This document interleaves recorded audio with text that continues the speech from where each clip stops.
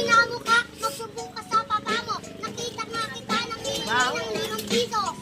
Gago ka, anong sabi niya? Yung kapatid mo daw tuloy, kapatid mo kumuba. Ang ina, nakaganon maglakad. Nakita ko nga daw nang hihingi ng bariya.